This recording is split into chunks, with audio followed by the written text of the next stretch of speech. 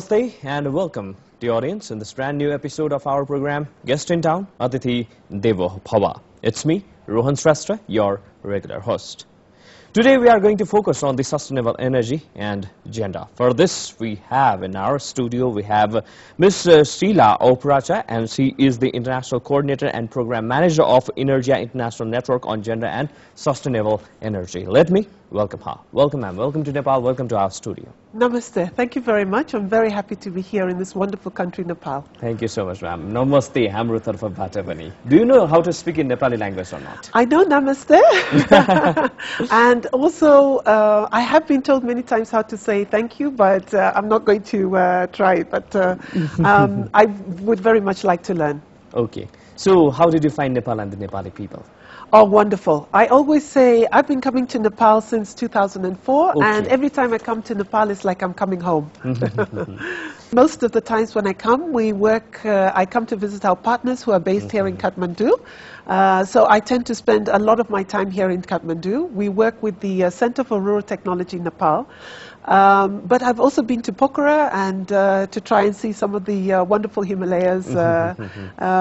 But most of the times when I come, we do stay in Kathmandu. Okay, so you enjoy Nepal the most? Yes, very much so. Yes, yes. Nepalese food. I love Nepalese food. Nepalese food, dal, bhat and tarkari. Exactly, yes. Okay, so tell us something about this visit of yours. I've come to have a meeting with our partners here. With our partners, we have a program that is using energy to empower women. Okay. And in this program, we support women to run businesses in the energy sector, particularly in renewable energy. And the women that we support are living in rural areas. And as you know, in Nepal, you could be very proud of yourselves. For a developing country, you've actually got quite a good electrification rate, between 40 to 60%.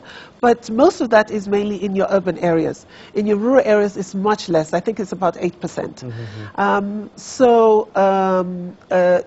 One of the biggest problems is that when you want to extend the grid or big, large systems, it costs a lot of investment. Your country is also very mountainous, so it's also quite difficult. Because of the topographical reason as well. Topographic reason, so it's quite difficult to extend the grid. For the hydropower, isn't it? For the hydropower, you're actually doing quite well. But what Nepal has been doing... In what sense you are saying that Nepal has been... we are quite fortunate enough that 40 to 60% electricity that we get. How can you say that? How can you compare it with other countries as well? Yes, that's because you have started the program quite earlier on. You're one of the trailblazers in this area on micro hydro. Not only micro hydro, but also pico hydro. So instead of just looking at large hydro systems, what you've done is you've taken advantage of your topography, the rivers that you've had from the mountains, in order to have hydro in much smaller systems. And you use that electricity to electrify your villages, to electrify your communities in rural areas. You've also got invested quite a lot in solar home systems and solar water heaters, and these all produce electricity, and this is one of the reasons why you've managed to increase your electricity rate. However, still at 60%, you must remember there's still that 40% that do not have, and living in rural areas, it's even less. The number gets less. It's about 80%. So we still have to do something in redistributing energy, because Nepal, you have a policy you want to reach. You want everybody universal access to energy for all. First of all, let's focus on the organization itself, that Energia International Network on Gender and Sustainable Energy, how it has been working in Nepal, and tell us something about this organization itself. Yes, so we have been working, Energia is an international network on gender sustainable energy, and we work in 22 countries in Asia and Africa. Nepal was the first country that we started working with in Asia in 2004. And how we started this is, first we convened a network. We have the, what is called GUNET, so the Gender, Energy and Water Network of organizations, mainly non-governmental organizations, civil society organizations, working very closely with government, with the Alternative Energy Promotion Center and the Ministry of Environment, to try and work on these issues of renewable energy and gender issues and improving the livelihoods of the poor. So we started first with the network, and from the network we then organized ourselves and started real activities. One is the one that I talked about, the Women Economic Empowerment Programs.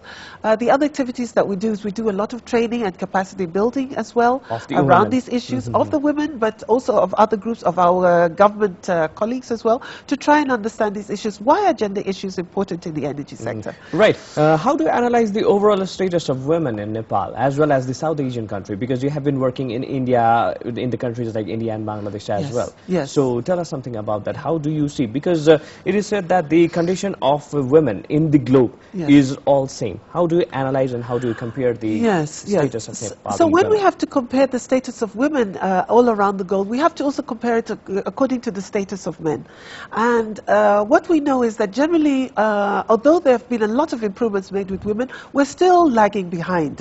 And particularly in our developing countries, and Nepal is no exception. Right. So although we have made strides, in Nepal you've done a lot in terms of your gender parity in your political system.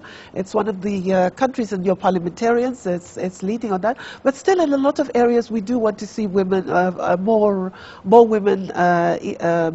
For instance, in the energy sector that I'm working with, we need to see more women as leaders. We need to see more women having businesses. You know, there's more. We need to have more girl childs going into technical education school. Right. So although we're making improvements, we do still have quite a bit to do. What are the things that we have to do? Yes. So I think, one, education is very important. We need to focus on the education of our girls. And not only the girls, there's also technical education of young women. So that's one. Secondly, it's good to have in our decision making and in our politics, it's good to have the views of both men and women. Then I think we do need to focus a lot on our women, but also of our men, and also other groups. You have marginalized groups, you have ethnic groups as well. We need to focus on them and really provide them with services, provide them with opportunities to run businesses. There's a lot of, when they don't have energy, they spend a lot of work is done by hand. So we need to try and reduce that system so that people are not spending many hours a day collecting firewood, going to collect water, that they actually have pipe water in their house. A lot of that work is done by women. How do you relate this gender as well as this sustainable energy? Yes. So one of the ways that we do relate it, for instance, is that a lot of the energy that is provided by in homes is procured and used by women. Unfortunately, most of that energy is using either traditional biomass or using dung. And this type of energy causes problems when you burn it. It releases toxic fumes. So one of the things that we do is, for instance, having biogas programs, again, renewable energy programs, improve cook stove programs that will help you reduce the amount of firewood that you have, will help you to cook your fuel much more efficiently, so that there's less smoke. Because this smoke, when it's inhaled, it causes a lot of health problems in women and children. So that's one of the things. Education as well, providing electricity. You know, if you have a child at home, you have to study, and there's a lot of competition. If you don't have lights in your home, then you're not going to study. We need to also electrify our schools, both schools, and ensure that our children, both our girl child and our boy child, are going to school. So these are some of the areas where we relate gender and energy issues. Okay. So you have been time and again focusing on the business, right? In the business for the women, women empowerment, economic empowerment. How can we relate that with the sustainable energy, as well as how can we uplift the overall status of women? Yes. So there are two ways that we do it. One way is what we call the supply side, that we can engage women in actually providing energy services. In most of the times when you have energy services, you see it more as a male business. But in actual fact, women are they're living in rural areas. They can really be there to supply energy services. They can start a business producing cook stoves and selling cook stoves. They can start a business installing solar home systems in your house. We can do that, and those are businesses. But they need, in order to do that, you need to give business development training to the women. Financing is very important. As you know, a lot of women do not necessarily own land. So collateral, if you go to the bank and you want to have money, the first they'll ask you, do you have collateral? Do you have land? So we have to set up systems where you're actually going to provide women with financing as well. So those are some of the very important ways that we can have, that you have to do. Giving women finances, giving them training, developing their capacity to run the business, and also linking them to the markets. Those are very important ways that we. What are the challenges for that? It can be done. It can be done. Some of the challenges. First of all, let's analyze about it can be done. Some of the challenges are education. As you know, even here in Nepal, but all over the world, and particularly in developing countries, our women tend to be not as educated as our men. So when you're looking for opportunities, when you have education, it gives you an opportunity to get either better jobs, to understand things, to get your knowledge. So education, we find, is really a challenge. But there are ways of going about that. Like I said, another challenge is financing. It's very expensive for women to get finance, but we have microfinancing systems. You have a lot of financial institutions that know how to lend to women. You don't need to. Women can form groups where they can support each other in savings and lending groups, or in cooperatives as well, and they can get financing from the microfinancing. Maybe not as very large financing, but financing that they can manage. Another thing is working in teams. You know, mobility for women. We tend to stay at home, and sometimes we have to be careful when we're traveling in different places. And our culture, we need to be sensitive to our culture, etc. So it's very good if we can team up together and we can work together. Also very important, it's not just women. We live together with men. We live together with men. They're our fathers, they're our husbands, they're our sons. And of course, we all want to work together for the prosperity of our family, of our communities. So working together with men is very important. And some of our most successful women, businesses that we find, are the ones where the husband and wife are working together. What is the condition in Nepal? Can you please analyze some? Is the things changing or not? Yes, things are changing in Nepal. I've been coming to Nepal, like I said, since 2004. Admittedly, most of the time is in Kathmandu, but I have gone to different areas, and I can see Nepal is developing. I think political stability is really an important thing, and I see that that is also something that is coming, and innovation is coming. So I think I can see a lot of things are improving in Nepal. I can see people are running businesses. The women that we're working with are getting much more wealthy. Do you have some success story or not? Yes, we do. We do. Can you please tell some? Yes. So I'll give you an example of one of the women that we are working in. She has got primary school education, and which place? She's living in.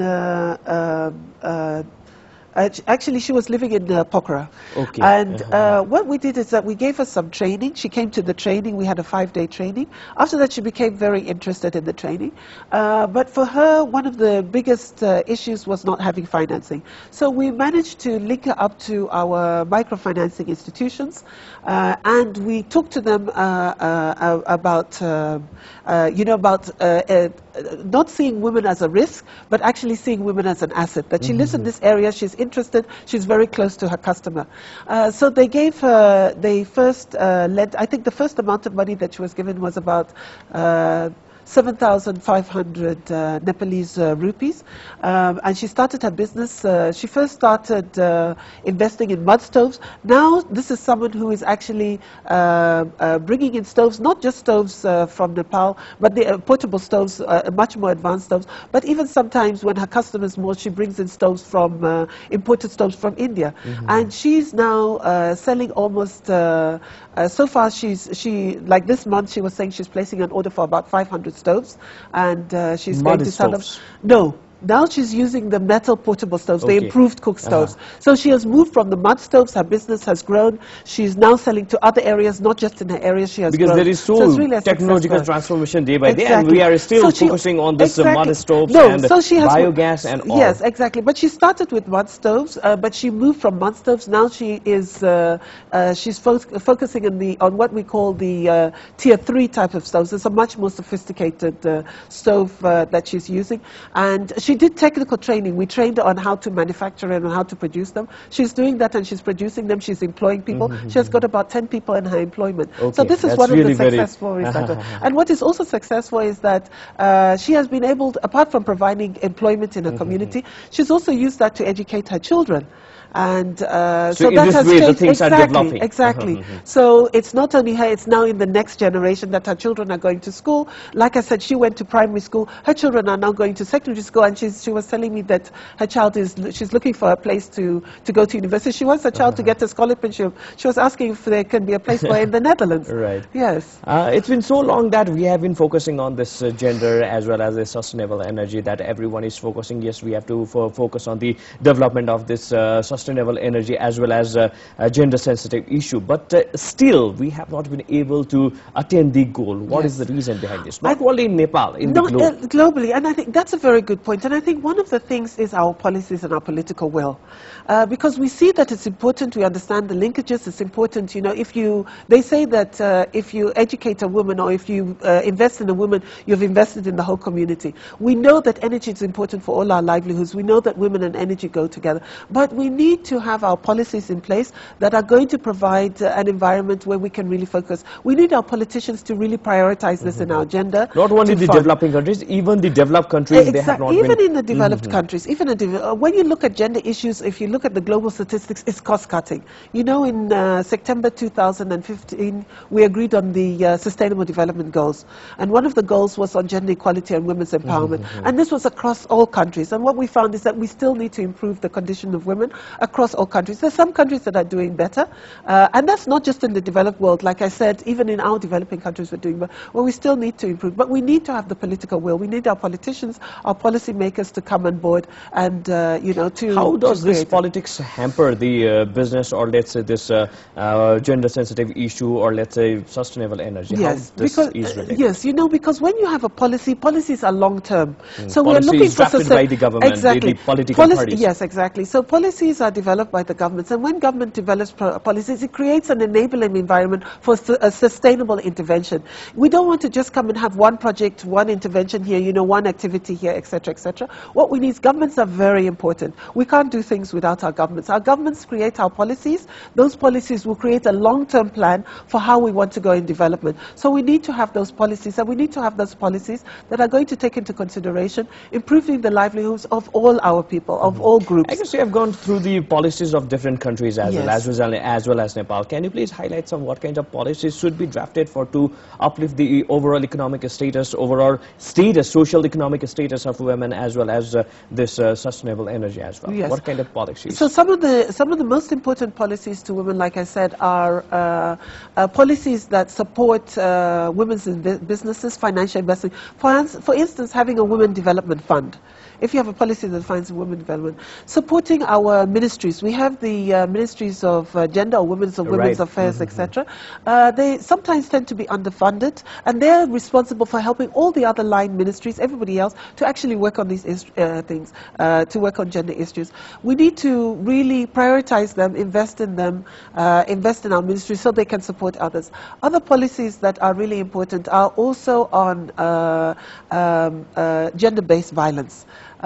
Still that, and women's rights. That is still a very important issue that we have to deal with, so that we know that every man, woman and child feels safe, feels protected in their countries. But still, the policymakers, they are not serious for this. Well, it's not, you know, there are so many different competing priorities, but our social goals are also important. So I don't think I wouldn't say that they're not serious. I do think that they feel that this is important for them. I have seen it. We work very closely with government. They do prioritize it. Nepal, at least in the energy sector, the AEPC, the Alternative Energy Promotion Center, has got one of the flagship shoulders where they're really working on gender. So they are doing, but they're different priorities. And sometimes we do need to come back to our governments and say, this, you know, this is really an important issue. What is your opinion on the overall awareness level of the people of Nepal, as well as the international market, international community? Yes, so regarding this issue? Yes, I think it's growing.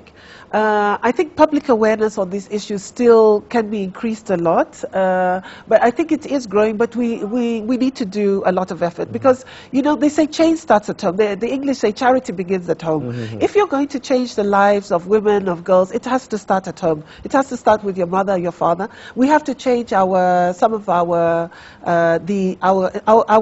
have very good culture values, but some of that hinder us. Aware about this and we need to change that. Not everybody is aware of it, so our awareness raising activities are very important. Our education campaigns are very important. This is where TV, radio, the media plays a very, very important. The other day I met with some of your celebrities. One of your colleagues is an anchor. She actually came to see some of our women. And, you know, if you come as a celebrity, everybody joins you. I can go there, nobody knows, they won't listen. When you come with a voice, you're actually role models. It's very important that the media plays a very important role in raising awareness of these issues, and also because you're role models. So if you say that these issues are important, young people, youth, other people who watch you, film stars, then other people will begin to follow and begin to listen and say, why do they say it's important? What do we need to do? You also have a role in also influencing our policymakers. Thank you so much for that. At last, if you have got something to share with our audience, then you are free to. Yes. So the last thing I want to say is that I've been very happy to be in Nepal. I think Nepal is doing a lot of excellent work.